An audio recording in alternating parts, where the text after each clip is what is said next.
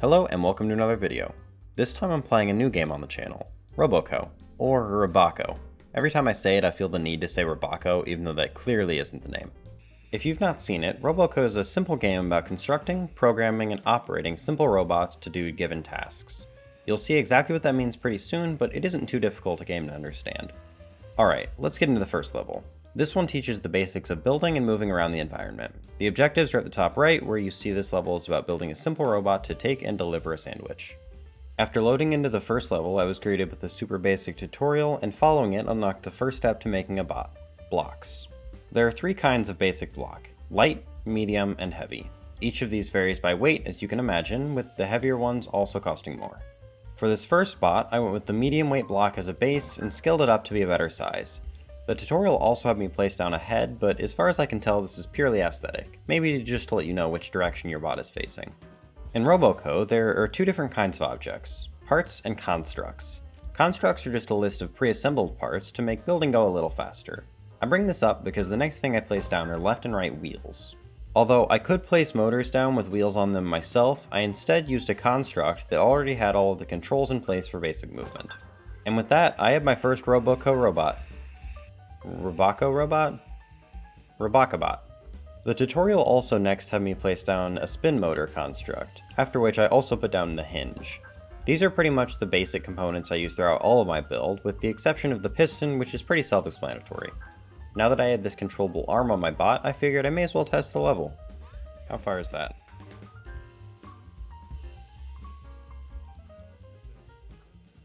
Cool. Okay. Now lean it forward just a little bit.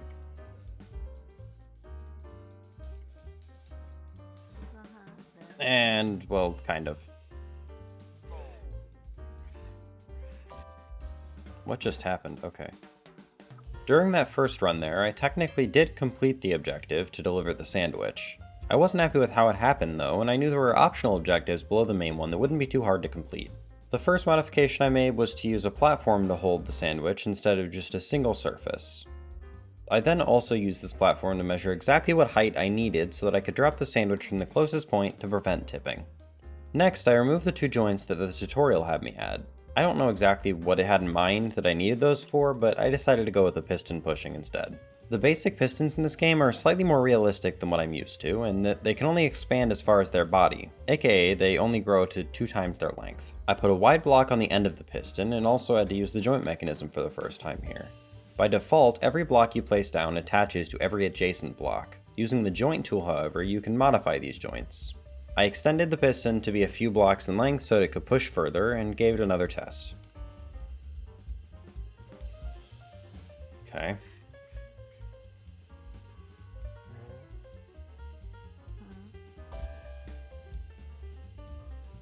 Oh, I want to get all three so bad though. I got another objective this time. All I had to do was not tip the sandwich off the plate to get the final objective. This one was really easy. All I had to do was extend the piston way more, as well as the base platform. Here's the successful run.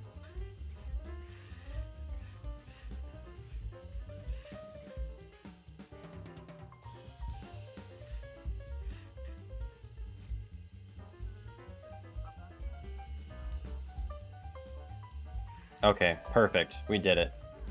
The first level was followed by a series of levels that feel more like mechanical introductions. They're all about making a repair to a given bot and are really quite simple. The first of these has you move a large weight on a bot down to lower its center of mass. The next one is a bot on a conveyor belt whose wheels don't spin fast enough to move forward. Just need to increase the RPM.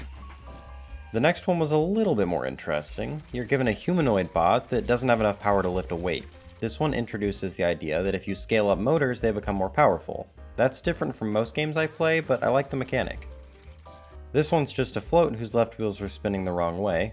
Following that, it shows you how to add controls because this car's wheels weren't bound at all. And then the last of this section taught how pistons worked by needing to expand one so it could reach this keyboard. After those, I moved on to the next real level, Piñata's Peril. As the name suggests, the goal of this level is to break the piñata, with the added challenge that you can't touch the human that's swinging at it. Side note, the game calls these humans. I don't know about you, but no human I've ever known shoves things through their fingerless hand to hold them, but who knows. Getting into the level, the first idea I had was to make a piston that shoots up to hit the piñata from underneath. I knew that it would be pretty top heavy, so I started with a heavy base followed by some blocks and pistons. That didn't really work because it just wasn't a great idea, but also because with the human there, you can't really get close enough to go underneath the piñata. My next idea made a lot more sense. I was going to make a rotating arm instead. I built it on top of my piston so I could reach higher and placed a motor scaled to 3x3 tiles. On top of that motor, I just scaled a block into an arm and placed a rod connecting both pieces. A lot of joints in this game require rods to be placed in, and I actually like how this increases the possibilities for builds.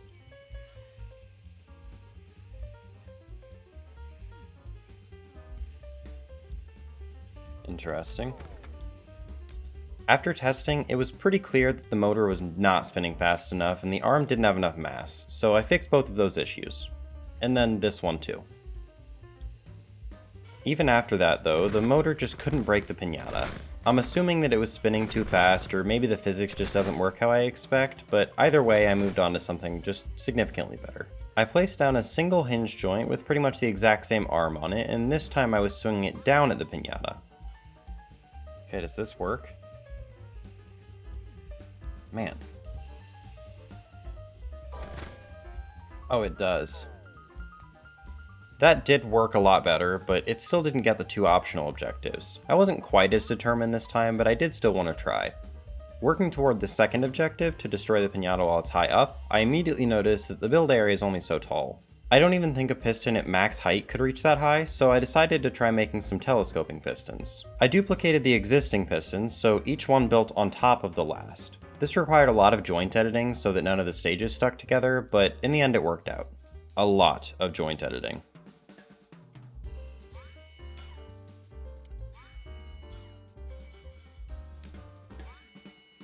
There we go.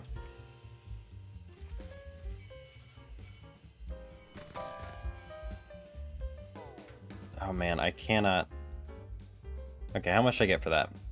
I'm really curious how the developers intended for this one to be done, and I can think of a couple different ways. I never did destroy it on the first hit though. Now, the next level was a lot more interesting, or at least my solution is. It's called Tippy Toe Tidy Up and is about cleaning up these little dust clouds from around the room without waking up the sleeping human. It also introduces a new part called the Bristle Duster.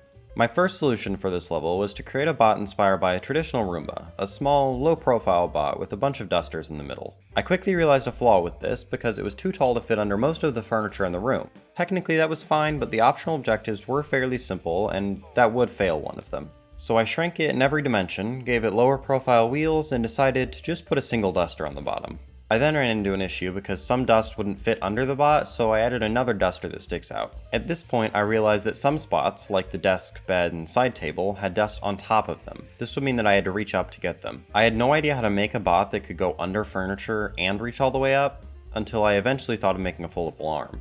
This arm had 3 servos in it and was very compact. That means there was a lot of removing specific joints so it could unfold, finding parts that made that easier, as well as learning how to set the angle on servos so that it unfolded in the correct orientation. I eventually got one segment working, and after that it was simple enough to duplicate it a few times. Not simple, mind you, but simple enough. Parsing through which joints are what is not super easy. After adding a piston on the end so it could reach out a little farther, as well as placing down a dusting wheel, I gave this new design a test. It seemed to reach up well enough, and it still fit under most furniture, but it failed at this dresser. I just couldn't quite reach the dust underneath.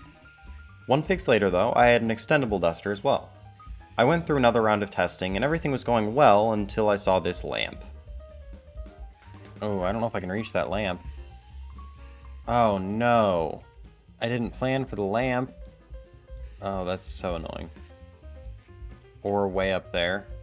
Why are you asking a Roomba to clean up there anyway? It turned out that I needed to reach much higher than I thought, and there was no way I could fit that on my bot while still being able to maneuver under furniture. I restarted from the drawing board, but not before saving this bot as Armba. I was really happy with how this bot was sort of a Swiss Army knife, so I wanted to keep it. This time around, I went much larger and much less complex. The first thing I added was a swinging arm on the bottom that would be long enough to sweep under furniture. I also ended up putting this on a piston in case I needed it. I then added an arm on top of the bot that rotated left and right, up and down, as well as extended. Down, up, Q, left, right, down, left, up, right, left, right, and out. Okay, cool. This still wasn't quite tall enough to reach everything, so I made one final addition of a vertical piston. I did some tweaking after learning that I really needed to modify some speed settings, and gave this level a final run through.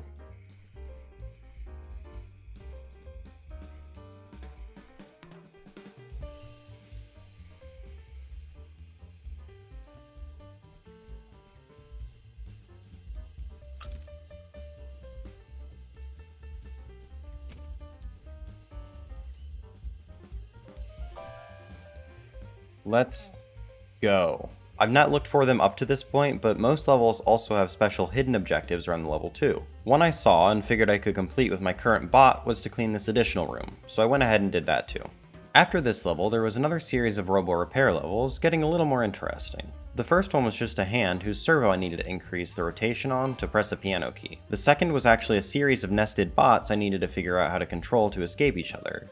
This one was super interesting because I learned you can actually swap between control schemes. This would have been super useful for my cleaning robot because I ended up using nearly half of my keyboard to control the thing.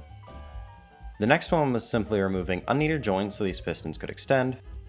Then the game introduced gears, which I didn't even know existed, and showed how to properly make rotational joints. More joints next, with the game teaching how to construct sliding joints to fix this claw machine. Finally for this section was working with microcontrollers, and this level shows how to add and interact with one. You can program microcontrollers in this game by writing Python scripts. This is a crazy level of interactability, and as a proficient Python programmer, this is extremely exciting. After all those tutorials opened up so many more mechanisms to me, I'm super excited to keep playing this game. I hopped into a sandbox to mess around with some different pre-made creations, but this is where I'll call it the video. If you enjoyed this video, please leave a like and feel free to subscribe. If you're interested in another video like this, you can click the card on the screen or check out my channel. This is my first video on this game, but there will probably be more. Let me know what you think of the game, and I'm considering building creations in this like I do in other games, so let me know what you want to see there. Anyway, thank you so much for watching, and goodbye.